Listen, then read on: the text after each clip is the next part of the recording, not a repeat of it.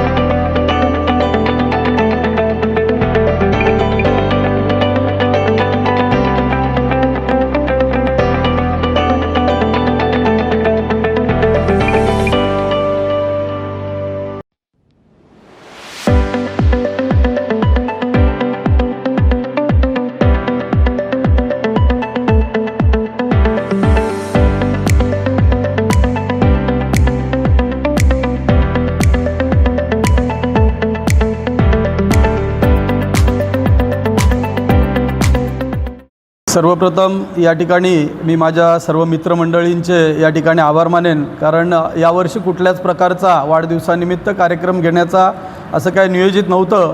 परंतु आमचे सगळे सहकारी मित्र आहेत, यांचं नेहमीच म्हणणं असतं की आपण काही ना काहीतरी सामाजिक कार्य करायला हवं आहे, आणि म्हणून आपण दरवर्षी वेगवेगळ्या प्रकारचे उपक्रम राबवतच असतो।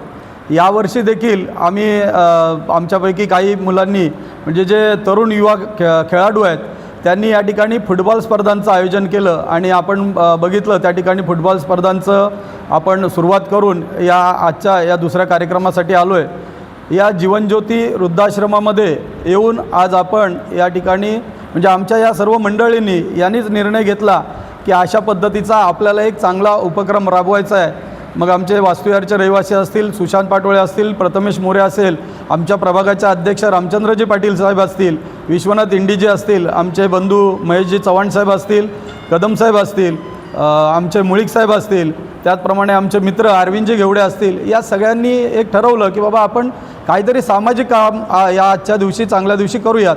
आणि मग त्यांच्या डोक्यात कल्पना आली की या ठिकाणी असणाऱ्या या वृद्धाश्रमामध्ये आपल्याला फळ वाटप करता येईल का। आजच्याच दिवशी सकाळी आम्ही यांची परमिशन घेतली की आम्ही अशा प्रकारचा कार्यक्रम करू शकतो का, तर ते म्हटलं हरकत नाही, संध्याकाळी एक 5:30-6च्या दरम्यान आपण सगळ्यांनी यावं।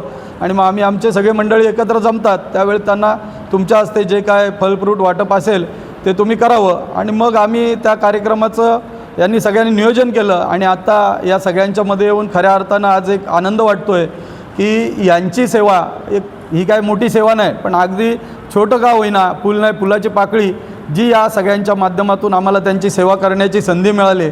आणि खऱ्या अर्थानं आज खरंच बरं वाटलं की वाढदिवसाच्या दिवशी आपण कुठेतरी जाऊन काय वेगळे कार्यक्रम करण्यापेक्षा अशा प्रकारचे कार्यक्रम करावेत। आणि खरंच या माझ्या सगळ्या सहकाऱ्यांनी ही सुचवलं त्याबद्दल मी त्यांचे खरंच मनपूर्वक आभार मानेन। आणि अशाच प्रकारचे याच्यापुढे चांगले कार्यक्रम जे लोकांच्या सहकार्याचे असतील, याच्यापूर्वी आपण वेगवेगळे शिबिरं असतील त्यांचं आयोजन केलं, वेगवेगळ्या प्रकारचे कार्यक्रम असतील ते आपण आयोजित केले, पण मला त्याहीपेक्षा आजचा हा कार्यक्रम खऱ्या अर्थानं खूप चांगला वाटला।